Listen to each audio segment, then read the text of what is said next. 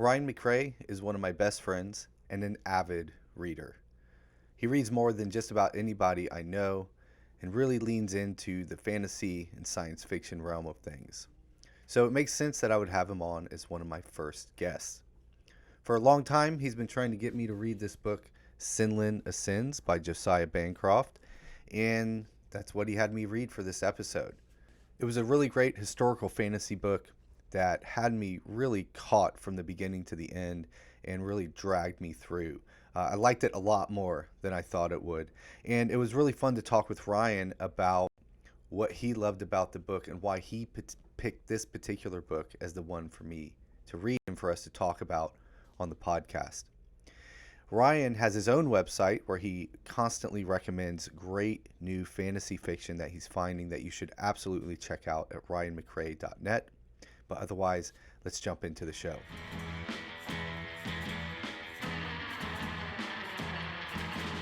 This is the Book Hunter Podcast. As a lifelong avid reader, I'm always on the hunt for the next great novel. I want to read books that stick with me, move me, and change me. So each episode, I have a guest recommend one of their favorite novels to me. I read it, and then we talk about it. If you're on the hunt for your next great read, you've come to the right place. My name is Tim Grawl, and welcome to the show.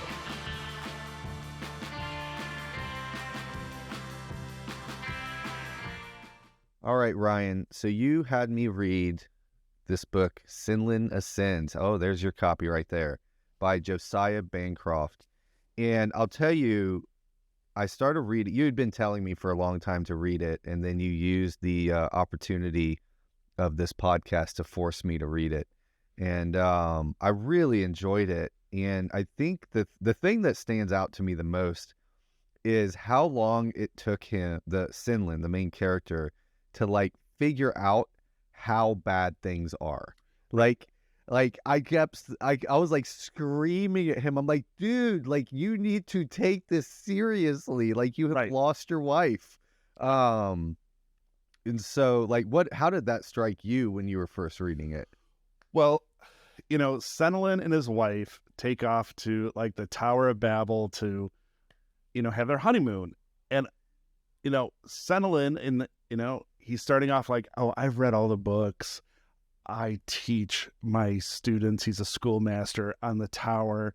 I know the structure. I know the history, And, and then he gets there and he's blown away by like, what's that? What's that? Why are all these people here? When does the train come? When does the train leave?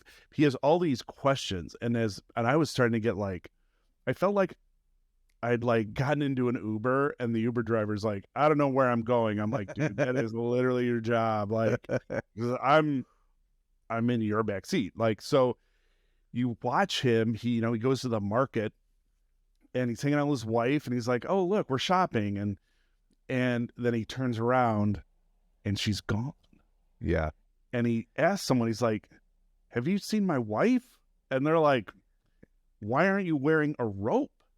Yeah. And he looks around and everybody is secured to someone. They're like, people get taken here. Didn't you know that? And I go, oh no, this guy doesn't know what's going on. Yeah. He's in trouble. And so he has to like give up his every chip away at his ego to realize how bad it is. Like, because he's like, it's like we all have these friends and ourselves, we're like, no, this is really bad, and it takes like things to chip away at the denial, where you're like, your doctor's like, you should look at losing weight, and I'm like, and I go to Portillo's, or I go have a 4 grilled cheeses, and I'm like, yeah, that's weird, why would he say that? Like we live in this denial, and then it's like, it's not until you grip your chest and you're like, oh, maybe I should. Yeah, I think that's what got me thinking about it later, because for me it was the moment, it's pretty early, when they cut to him and he's like sitting up on a rock eating these pistachios, and it's been like 2 or 3 days since he's seen his wife and he's been looking for her, and I'm like, what's the plan here, buddy? Like you have lost your, like, if I was somewhere like that and I hadn't seen my wife for 2 or 3 days, I would be losing my mind, which I think he had kind of gotten past a little bit of that.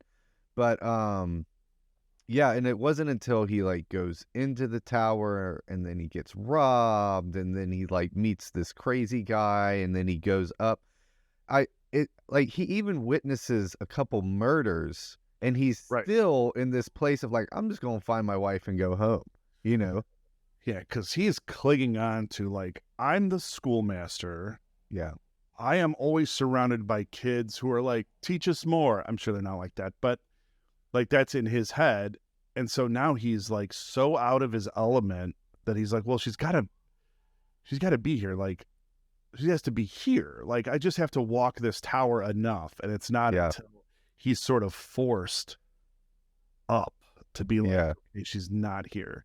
The thing that like really just rips out your heart is they're like, oh, just go put a message up. There's like this huge bulletin board. Just go put a message up. And then he gets there and it's like just pages on pages, miles of this bulletin board that goes on Yeah. of people missing. Yeah. But, I lived in China for a while and in Shanghai, China. And I, you know me, Tim, like if I want to learn about something, I'm like all in, like just you're obsessive, just obsess. So I like read all these books, like, okay, here's the history of Shanghai and this is how China works. And then I got there and I was like, I was not ready for the throng of people. I was not ready to be crammed on it. Like in Japan, they'll cram you on the subway, but like here, you just have to like get through all these people because Chicago does 1 million in public transport a year. Shanghai does 1 million in a day. So you're just like, because no one, like hardly anybody owns a car. So you just like, Oh my God. oh, I guess, Oh my I God. guess. And then, so I didn't know enough. Like it wasn't, I didn't lose my wife or Yeah. anything, but I was not ready for like, how do you order in a restaurant? How do you find the nearest bathroom? How do you, because like if I was in England, I've been to places that speak English and, have that. But this was like in, or when I went to Afghanistan, that was my first time like, oh my gosh, I lived in there for a year. I didn't know anything about it. I went in there blind because you can't be like, hey, what's it like Googling, what's it like living in Afghanistan for a year? No hits found. Yeah. Like nobody writes about that. So, like hey, do you guys have travel guides for, Kabul? No, like there's no like, so you have to like, so when I was reading this, I was like, oh, I get you, man. Like I get this, like I'm in, like I've done this story a couple times.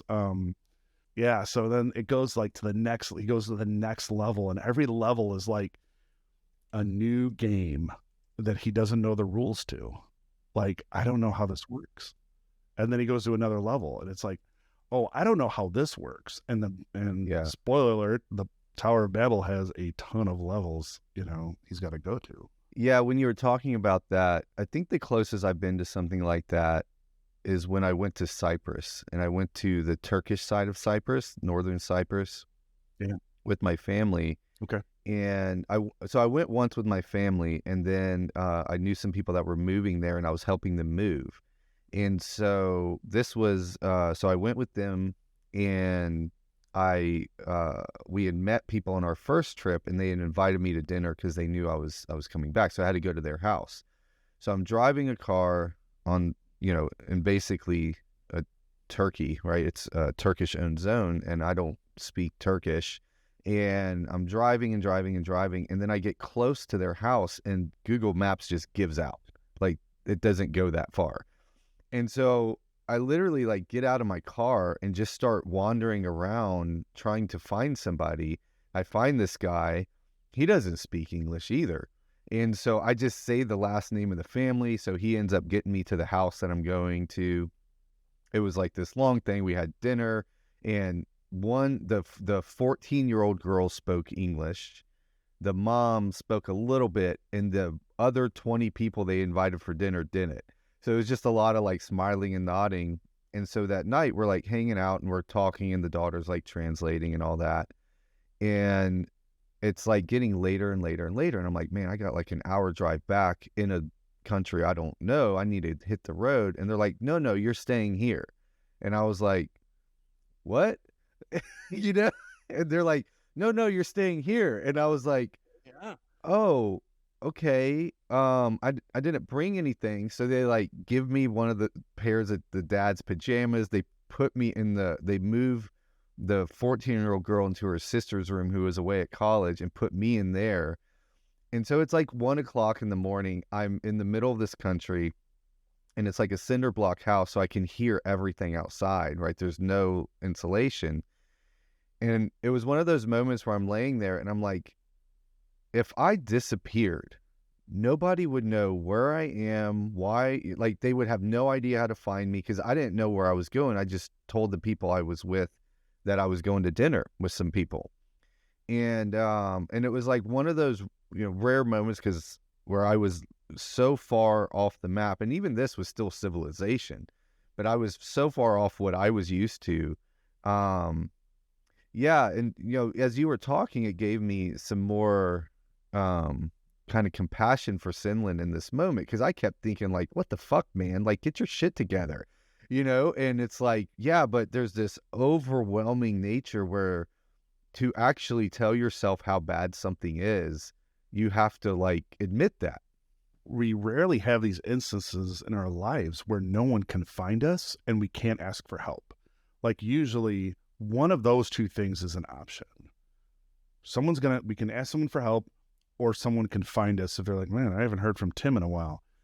But when like those two cords get snipped, I think just our psychology tends to like shut down because we're just looking at a wall where there used to be two doors. And we're like, someone can find us or I can ask for help. And it's like, no, those aren't here. What are the other options? I don't know, man. What are my other options? And it's like, the other option is you figure it out for yourself, son. Like he has to go into this mode. He has to flip. So he was the scholar and now he has to be the complete student and he has to like absorb.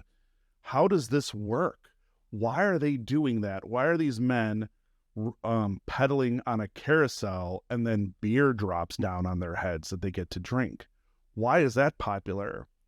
Oh, because it winds up running the tower because it generates power. And then he goes, why when I go to this, why are they doing this huge play where they'll let anybody be in an act that just runs over and over, but there are people watching them count fireplaces getting heated up. Right. Oh, and so he has to look at a culture he thought he was familiar with, but not, and observe and act. So he has to like figure it out and then like be a part of it, but like understand it and like eventually get out of it. Because he knows if he fights it, it's over. If you fight the tower, you die. They'll take your eye, they'll brand you. There's always like if you don't conform to this, you don't pay your debts, we turn you into a hod and we shave your head and you are no longer a person. Oh, okay, I don't want that. Like that system. And so he has to, every time he's like, okay, like I'm looking for my wife, but to look for my wife here, I have to do this. To look for my wife here, I have to do this. And it's always like, oh, he'll be like, oh, that's the worst thing I could think of. And like 20 pages later, he's like, I'm doing the thing. I'm going to steal a painting. And he's like, I'm going to do you watch him, to use an old D&D term, he has to like level up his skills to be like, all right, because all he has is being a schoolmaster and his job is to learn and teach. So he's just like, I've got to learn this. I've got to like dive in. But like you had to do that in your country. I had to do that in China where like the third month, I'm like, I got it. Like, I know the system. I can, I didn't know how to order at a restaurant. Newsflash, they're like, can I get the English menu? Like, no, you're not getting English shit, man. So this is how I learned how to order at a restaurant. So little background for listeners. I'm a hyper extrovert.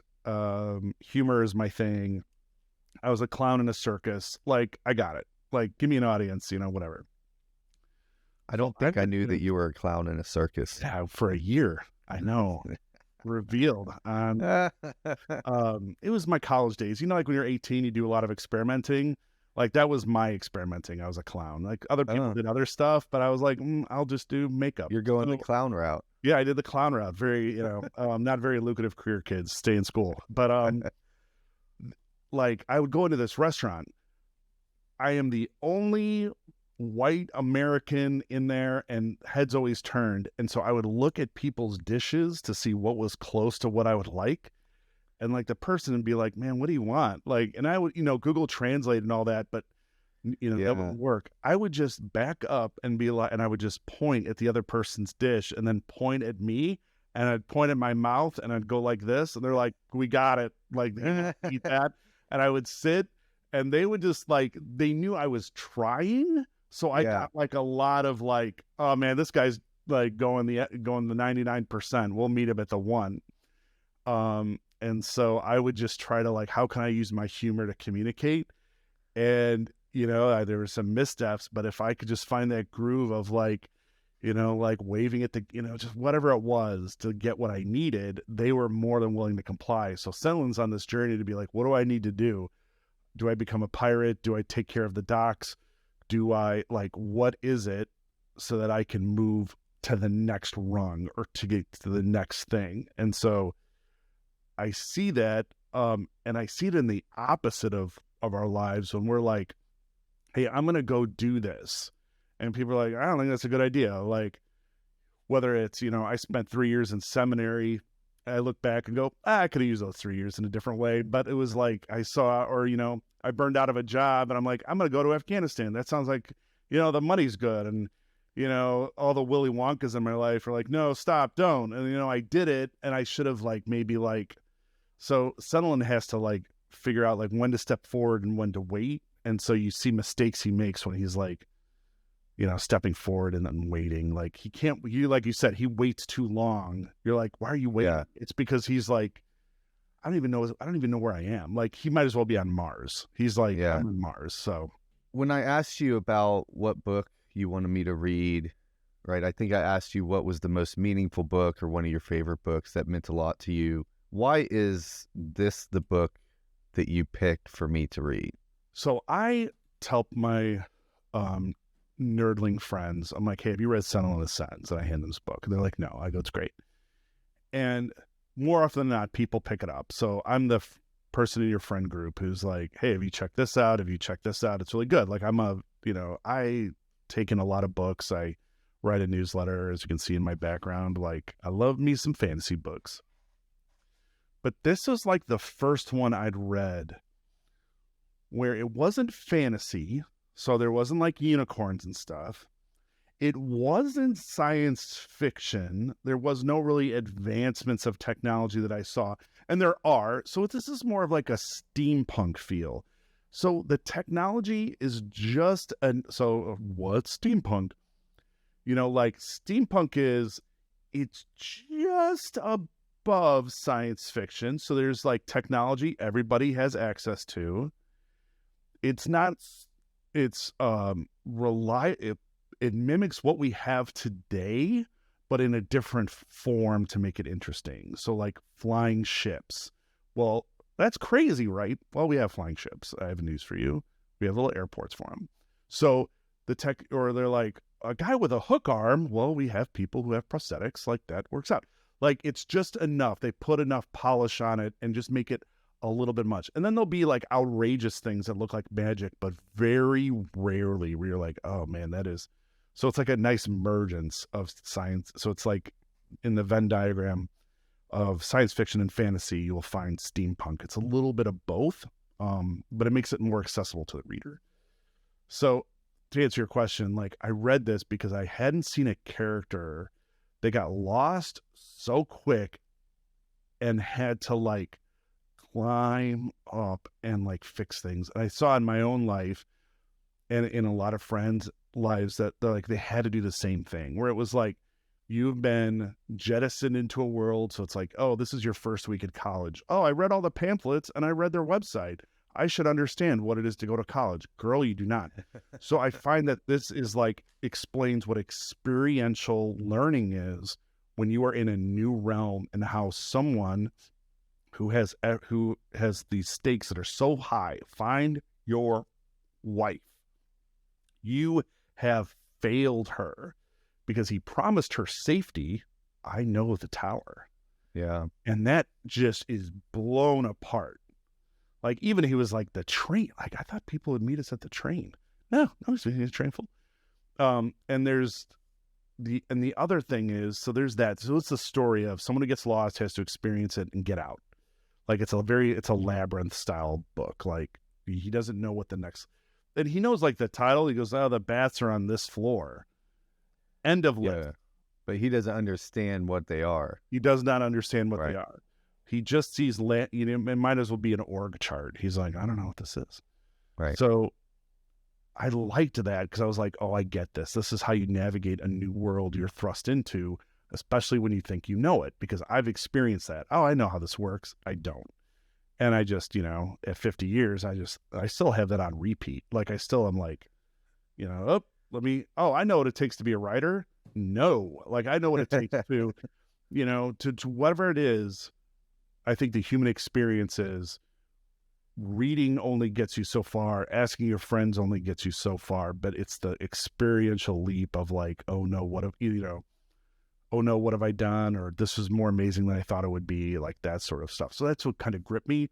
And then on the writing side of it, I just loved his like world building is I'm a big Brandon Sanderson fan. Like, you may have heard of him. Yeah. Man, like, from dude, time to time. I'm like, bro, like, because, I talk to my friends who like read epic fantasy, and they're like, man, they really explained that library, or they really explained, how those trees work. I'm like, well, you're an epic fantasy. Like, you literally know physically, like when you hold the book, you're like, oh, is this a long book? And you're like, bro, like my shelves have buckled under some Sanderson. They just collapsed because of his paint. But like this, I got so much world out of such little writing that I was like, oh my gosh, like it's very tight. It's very clean. I understand the characters. They all want different things. The quotes in here are just so good. Like, I've like highlighted, like, I should write like, look how this is. So I would just write just in the corners of, underlining. I had to stop because I'm like, it'll take me a year to read this. And my other favorite book, which is the same thing as like The Hobbit, which this gets compared to. Yeah. Bilbo's like, I know what an adventure is. I've heard tales. And then he's like, I am killing spiders with a dagger. Like, this is not what I thought it would be. Or almost getting killed by goblins. Spoiler, it's been out. But it's been out a minute. It's been out a minute. But like, I got that Hobbit feel to this. Like, oh, this poor guy. Yeah. That's interesting because I've read The Hobbit. I've obviously read Senlin Ascends. And I liked them both. They didn't quite hit me that hard. And that's not what really stood out to me, was this idea of somebody but now that you say that, like, they're both going into a place where they think they're ready and then they're not. And when you were talking about it, what I'm hearing you say is like, when I go into a situation, I do everything I can to prepare. And that almost makes it like more devastating when you realize you're not prepared. Yes. Yeah. When you are not prepared, and especially you brag to your friends and family that you're prepared, and your wife you're prepared, and then she doesn't turn to you in disappointment. She disappears. Like, he's like the ultimate failure is like presented to him. Like, you dummy. Like, you didn't know enough. You didn't. Like, and when he looks out and sees everybody is tied together, he's like, no one ever mentioned that in the everyday, reader's guide to. Yeah, because he's carrying around this book that's supposed to be a guide to the Tower of Babel, which he finds out later in the book was written by people that have never stepped foot in the tower. Right. It was all propaganda. And so then it made me think, like, what have I read in my life and the experts I've listened to that say, you know what, Ryan? This is the way of life. And I go, sounds good to me. And then I just go and I just adhere to it. And I don't trust myself or my own like wisdom. I just go, oh, this is like a book that everyone thinks is right. And then when they follow it, their results or their life is disastrous. Oh, fuck. Like, and if you're like, that never happens, I invite you to look at our landscape. Yeah. I mean, but I think that's interesting that that's what stood out to you and what draws you to this book, because the book feels like just kind of your typical kind of action. I mean, it's a great book, but it didn't. it feels like on first blush, like it's just kind of a fun steampunky book. So it's that idea of like somebody really preparing for something, stepping into it, and then immediately failing. That's what hits you so hard? Yeah, that's what hit me so hard. In that, Senlin doesn't have any friends. He's never like, oh, I sure miss Bill. Like, nope. Like, he doesn't have anyone. And so you watch him have to trust and depend on other people to get to the next level. Oh, and he's inexperienced in that too. Yes. Right. So, he's like, he trusts whoever will get him a little bit further, but he doesn't have the wisdom to be like, where are they taking me? Because he gets set up sometimes where it's like, oh, you're the one that stole from me. And they're like, yeah, sorry about that. Like, that's how it works. Or because he doesn't understand how he thinks, the Tower of Babel is like a good place to hang. And it's not. It's an oppressive world structure of like, hey, it will devour you if you misstep. The tower, and they have like phrases in there where they're like, oh, you know what they say? Tower of Babel, eat your lunch. And then like, you know what I mean? Like they just have axioms of like, it will destroy you. And you're like, oh, and then he has to learn relationships, which again, to me is like, oh, he doesn't even have anyone. So he has to learn who to trust and like how that works. Because at the end, like he's got allies finally where people are like, oh, we'll help you. And he's like, oh, because he helps them. He figured out how to survive as you need. Like the Hods have friends, like he's like, oh, there's connections here. I need to get on that. And I've just seen too many people when I've made missteps in my life. I'm like, oh, I really didn't ask like friends of mine, close friends, to be like, hey, is this like the right move? Because when I go independent, it's like, oh, I'm against the rocks immediately. I'm like, oh, okay. Yeah, I'm trying to think if there's other books that kind of have that same theme running through it. Do any come to mind for you? Give me the theme. Like what theme? Like, well, this idea, because what I'm picking up on here is like what you really connect to with this character of Senlin is a couple things. I think it's a couple things. I think one is this idea of like trying to be overprepared, relying on being overprepared, and then realizing like as soon as you get into the situation, you're not prepared at all, right? And having to struggle there. And the other thing I've heard you kind of allude to is also like failing the people that you've made promises to, right? So, and that's one of the things I did really enjoy about the storyline was this idea that like he thinks his wife is with him because he is this stoic, smart guy that will take care of her. And what we're seeing as the reader that Senlin doesn't understand is that she actually loves him. Right. And so, but he cannot see that in the story. All he sees is basically, she's with me because I can take care of her or because I am this caricature of myself. Well, just in his flashbacks, where whenever he's explaining, like he can feel it, like, oh wait, like this wasn't about my, like you can almost start to see like the start of this revelation.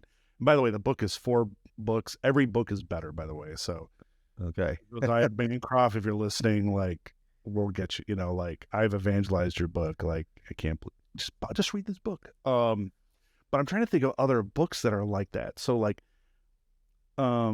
where they fail people based on like their ego being too high. Like, well, like what are some of your other favorite books when I ask you about that? Like I'm sure Senlin Ascends popped into your head.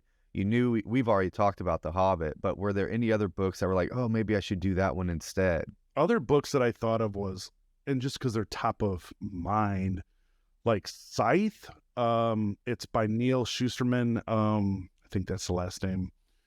It's just about a dystopian society, and kids sides are assigned to kill people who are in an immortal society. How do you keep the population down? You have sides, and they just take care of people. But again, that's a very like, hey, fish out of water sort of story where they're like, I didn't know this existed. I didn't know what it was to be this. But there's not very much preparation because they kind of get recruited into it. Trying to think, like, I think this is what hit me, was it was so unique.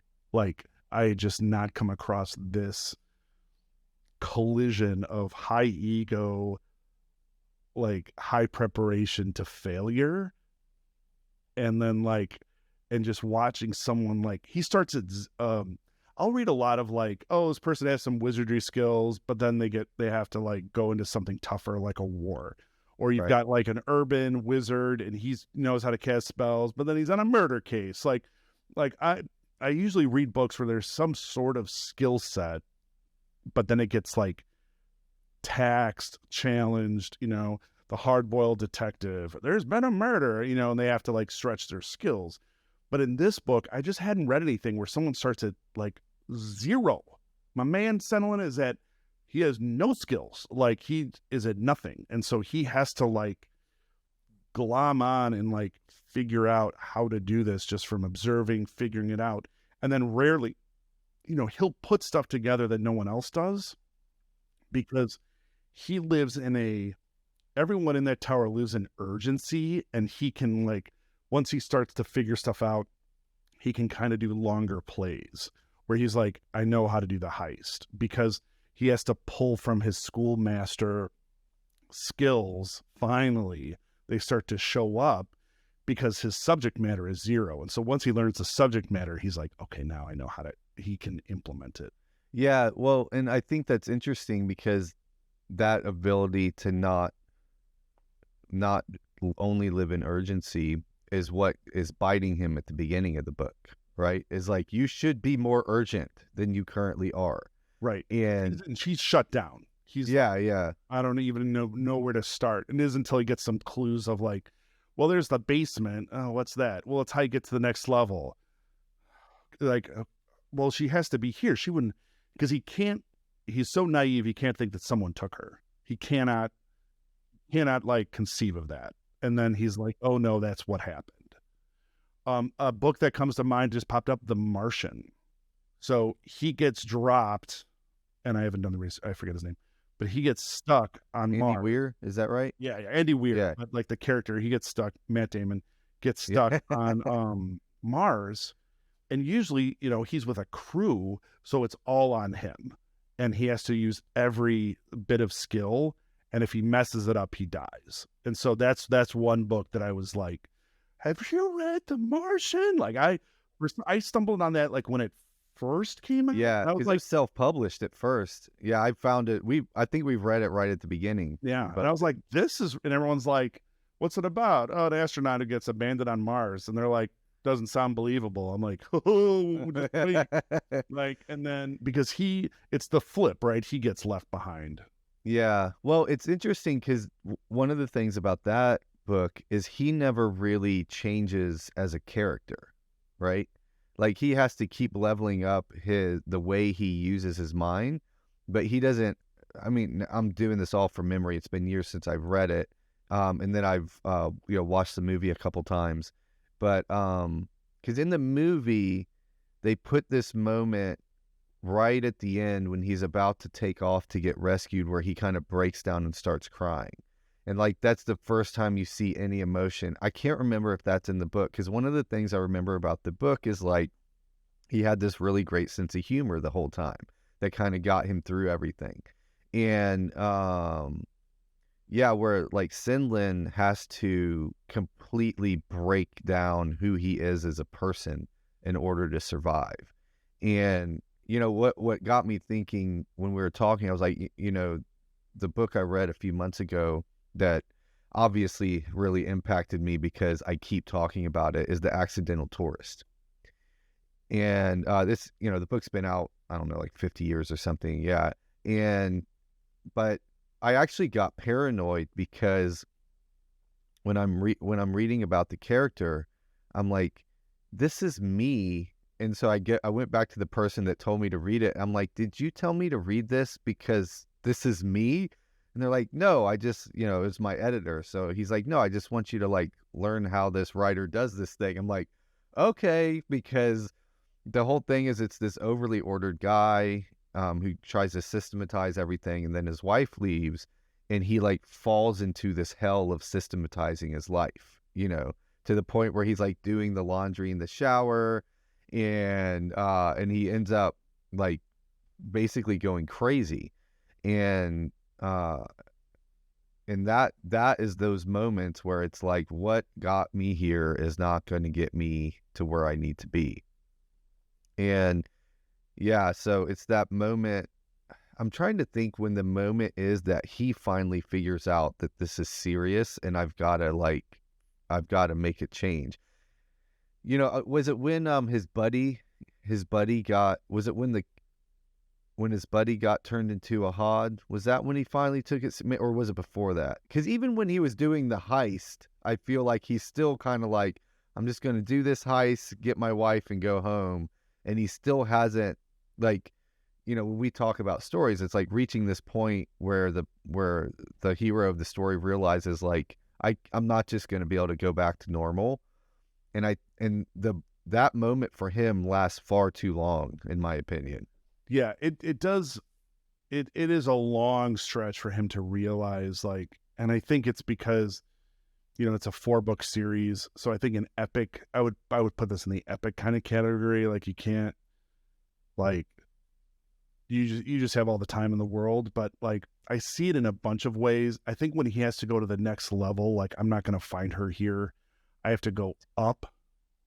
I think when he's captured and he's hanging in the thing with the young lady, they're like in the bird cage. In the bird cage, he's like, he has they're talking, and he's like, why did you come here? And he's like, oh, I came here to get away from to get away from my husband. He's a jerk, he took over my farm, so I'm here to get rid of a husband, you're here to find a wife. And I said, oh, you're here to find your wife. Like, so he's like, okay, I'm on this quest to be worthy of her, to like rescue, because man, I like, yeah.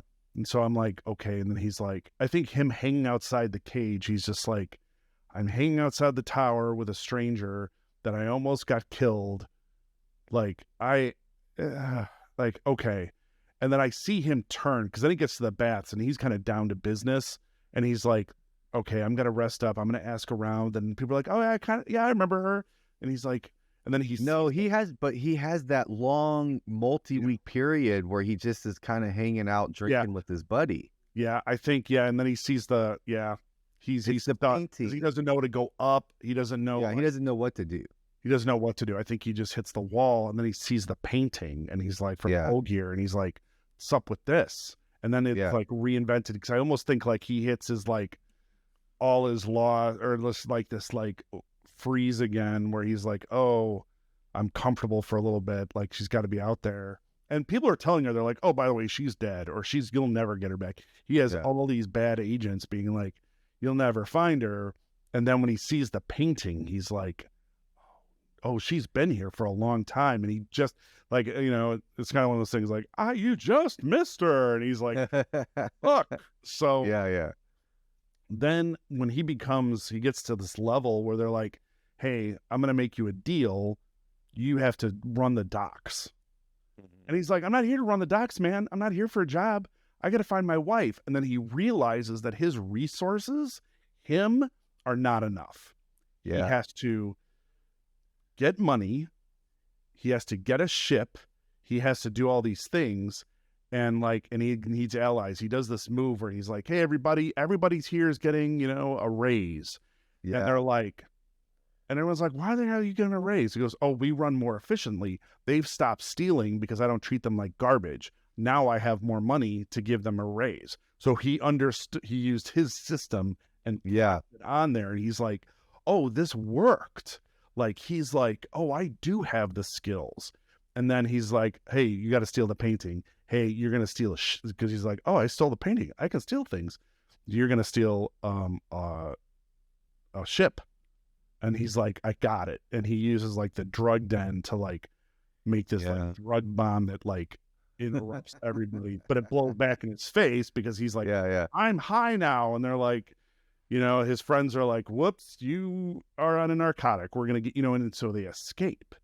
And Yeah. so, and he's got a ship, he's got the allies, he's got the friends, and they're not all in a great relationship. He's mostly rescued them from shitty ones. They're not like, we love you. They're like, no, we like you less, or we like Or you slightly more slightly than more. someone we Yeah. hate. And he's like, deal. Like, so, and like he actually has one on the ship that is like beat the hell out of him. He's like, all right, well, I guess you know, like he gets this motley crew of people. Everybody on that crew had to escape a terrible, terrible situation. To get, each of them is in seeking freedom or on a quest that gets them on the ship. You're looking for this, you're looking for this, you're either escaping something or you're looking for something. So, like Valletta, they're like, we got to get you out of this terrible dancing situation you're in this sort of like dancing kind of whorehouse sort of situation.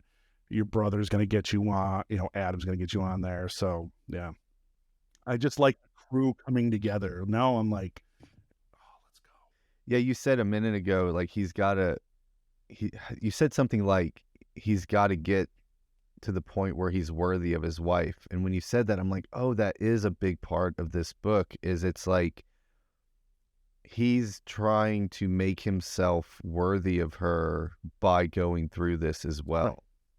And I think that's part of what keeps him from really recognizing how bad the situation is, because again, he's so focused on himself. Yeah. And he's so focused on what's happening in front of him instead of thinking that long term. But I did really like the part where he started running the docks, because again, that's where he gets to take the thing he's really good at and start using it in this useful way to actually get closer to what he wants. And I get that from in my life when I'm like, I'm in a bad situation. I don't know anything here. What can I pull from my toolbox? So I'm like, I'm going to use humor to order food in China. I did it with soldiers when I worked in Afghanistan. Like I could use humor, I could use connection, because that's what I'm good at. That world doesn't exist. Newsflash to your listeners. Humor and like making human connections, not really a big part of like what it was in Afghanistan. Like that was a rare thing. So one time I had to go from base to base in Afghanistan, and I had to be on time because I was going to train soldiers that next morning. So I didn't have room to be like, oh guys, sorry, I missed my plane. Like Afghanistan did not run that way. So I was supposed to be on this list to get on this trip. And my boss was like, hey, you're on the list. I get there. They're like, you're not on the list. And I couldn't go to my boss and be like, hey, I'm not on the list. Like I was in like a Senlin situation. Like, okay, what do I do? There are these ladies who ran the list, and they were like the arbiters of justice in this thing. They gave zero, man. Like the have you ever gone into like a retail shop or like a barista situation, and you can clearly see they have had a terrible day, and you are just like a form of, like, you are not a person, you're just a walking task to them. Like that's what Afghanistan is all the time, 24/7, in, you know, all this. So I go up to him and I have to be like fucking Oliver Twist with my bowl out, like, help me. And I go, hey, what did they never get? They never get a joke. And so I was like, all right, I got one. And I go up to the ladies and go, hey, I'm trying to get to this base. And they're like, you're not on the list. I go, I know, but I'm on the secret list. And they're like, what are you talking about? And I go, you know, the good looking list, because we can't have all the good looking people on the same plane in case something goes wrong. And then we're just filling the country with Ugmos. So I'm on the good looking list. Can you check that list? And they're like, we'll get right back to you, honey. And then I'm like, go have a seat. And I am sitting like the most penitent man in the history of that country. And they're like, Ryan McRae now boarding. And they go, and they give me this sign, like, that's your one. So I get on the plane, and we are crammed to the hilt like this on the C-1, on the seaplane, like, you know, because it wasn't like what you imagine as a plane. Like, it's like the, you know, the military plane, like you're on C-130. And I'm like, ooh, I made it. And so, like, but it was because, like, that's, someone has to reach back for whatever he can find in his in his skill set to like get this done. And I think that's just how we do it in life. Like we'll just look and be like, what can I do right now to better this? And so like, you know, humor, jokes, connection is mine. Some people are like math. Some people like, I don't know what other people do. I mean, because that's just my skill set, but Yeah. Yesterday I had to go see my kid's school headmaster because there was a problem. Not with my kid, just I actually had a problem with something the school was doing. Okay. And so I had reached out to him, and he's this really kind of, extroverted, magnanimous type of guy. And I was actually thinking about this yesterday. Whenever I come into contact with that, I go like silent. Yeah. And I've always done that. I go super quiet and I just watch. And I'm just looking to figure out some way I can kind of directly connect. And I just wait for that moment, and then I just grab it, because it's like I never know what to say. I always feel awkward. And then the more that they try to like be more and more magnanimous, the more I'm just kind of like, I don't know what you want from me. And it was funny because like we walked into his office and I saw that giant Millennium Falcon Lego set. Yeah. And I was like, okay, now we have something to talk about. But yeah, it's I really, I'm glad we're talking about this, because it makes me appreciate the book even more, because that's what I did think about, that was this idea of like, man, why, like it feels like the whole world around him is screaming at him to take this seriously and he can't see it. And then when I thought that, I thought, oh my God, how many times have I looked back and realized like the whole world was screaming at me to see something and I just couldn't see it. Yeah. And it helped me like attune to that more, to be like, okay, I would literally be like, yeah, how am I doing?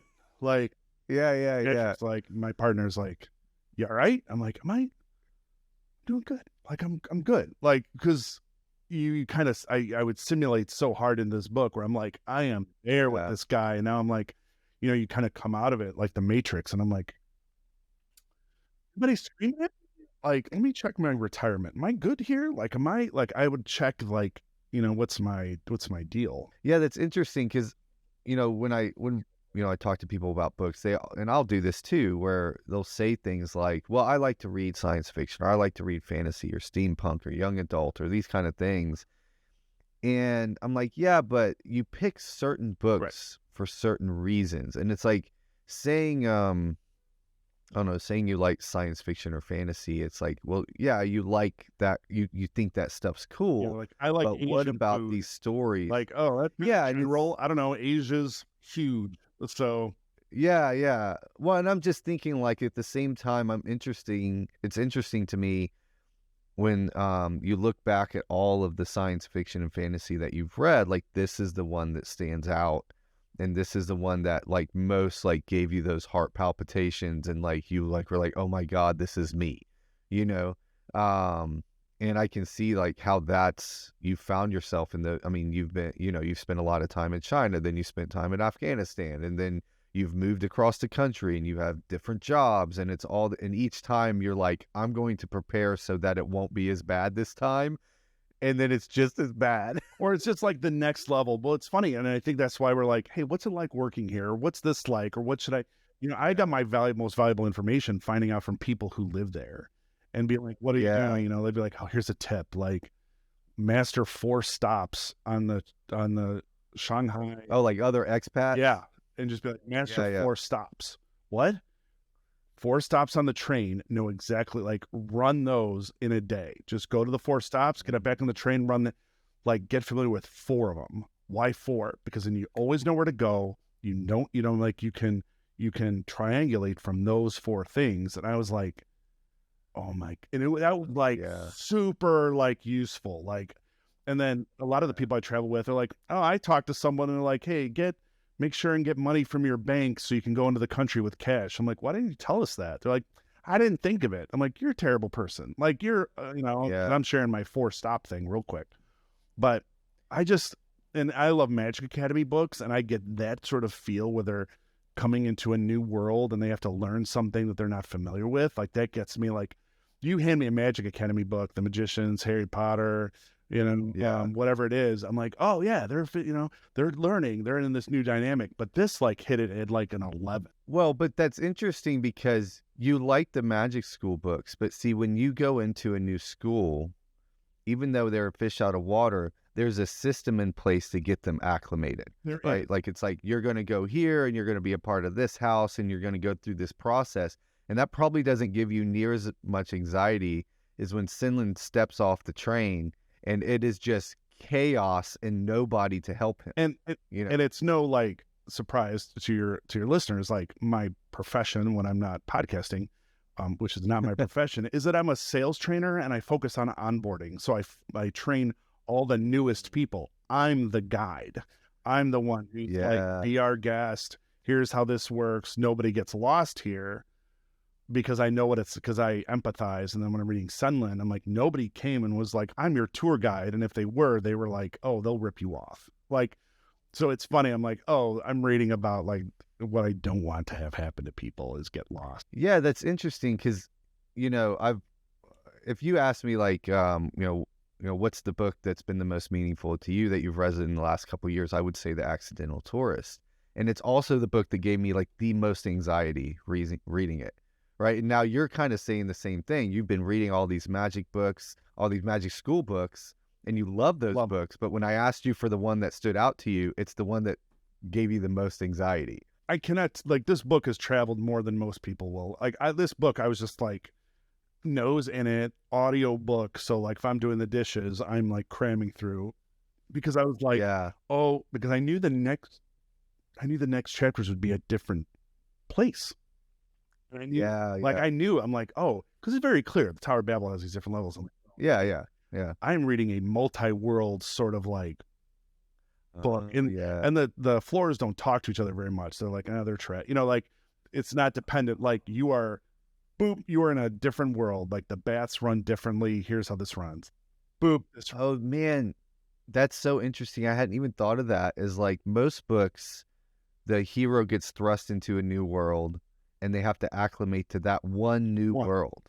The one, right? Where he gets thrust into 5. Yeah. Right? Because it's like getting off the marketplace, the first level, the second level, the third level, and then doesn't he skip one? Does he go up to 5? Up to 5, yeah. Yeah. And which I think the creepiest one that I could read a whole book on is that second level. I forgot what it was called. The one where they're all doing the play act. Yeah. Yeah. Because the more you find out about that floor, the more you're like, oh my God, this is the creepiest thing I've ever heard of. It's revealed that everyone's an actor. Because he's like, I applied, and they're like, where's my money? They're like, no, you pay us to be here. What?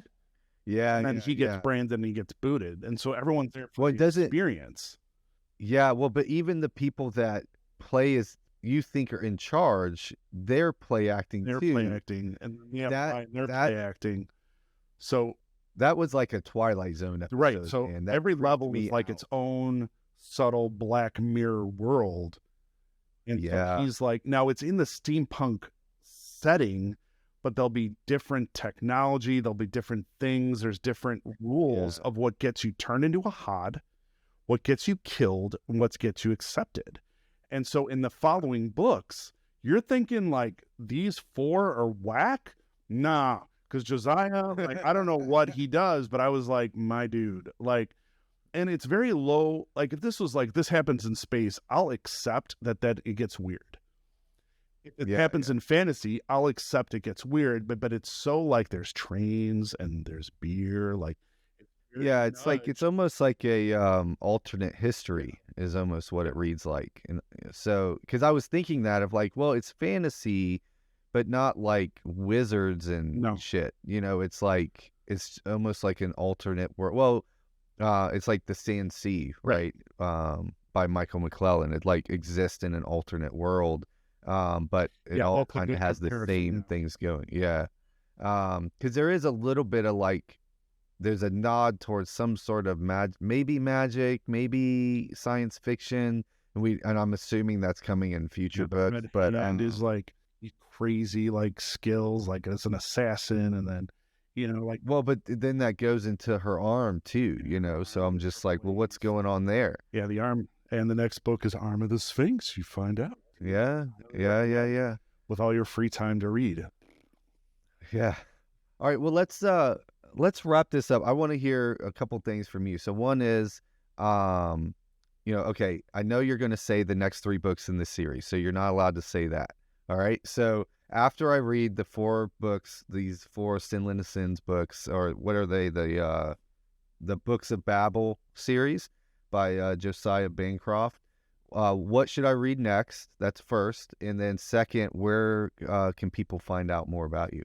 So, as the literary apothecary, what do you want? Like, I know you like fantasy, but you're kind of like all over, like Excellent Tourist. That's like an older book.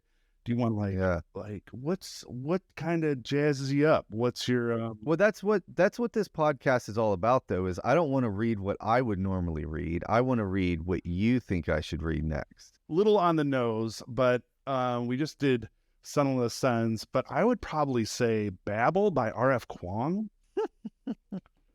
Okay. It is another tower book. Okay. Babel. Babel. I know. Yeah, So yeah, I Tower own, Babel. and I actually have a third book that has the Babel in the title. So I'm trying to be a Babel like scholar.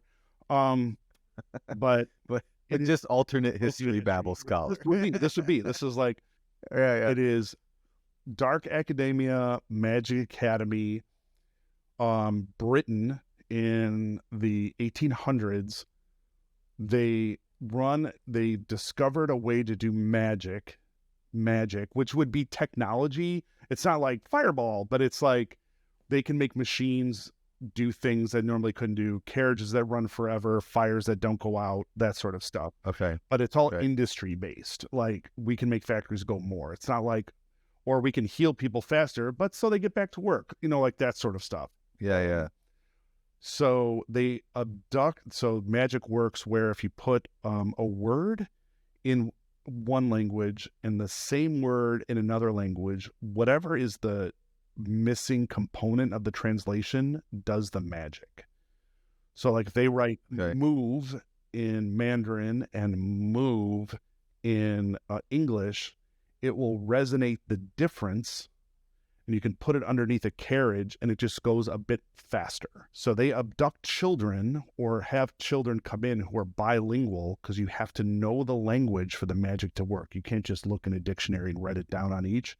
The writer has to know the language to make the magic work. Interesting. So Interesting. Britain will not share this technology, and they will control 100% of it. And so what happens when you're abducted into this world and you realize the magic they are doing is going to make the world worse, not better. Yeah. Okay. So it's Babel by R.F. Kuang. She wrote the Poppy War series.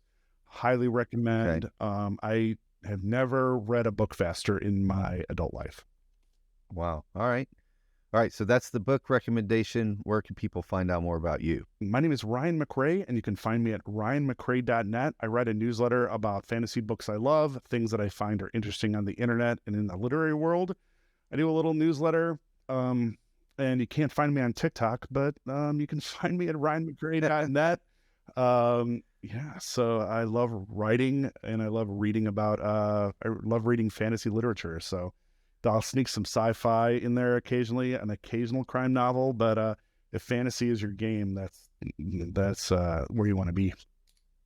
Great. Thanks, Ryan. I appreciate it. Thanks, Tim.